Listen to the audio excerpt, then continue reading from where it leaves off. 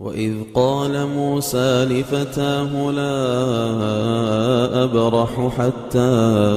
أبلغ مجمع البحرين أو أمضي حقبا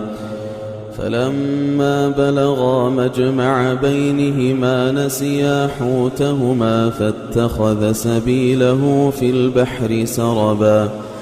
فلما جاوزا قال لفتاه آتنا غداءنا لقد لقينا من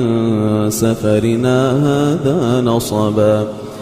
قال أرأيت إذ أوينا إلى الصخرة فإني نسيت الحوت وما أنسانيه إلا الشيطان أن أذكره واتخذ سبيله في البحر عجبا قال ذلك ما كنا نبغ فارتدا على آثارهما قصصا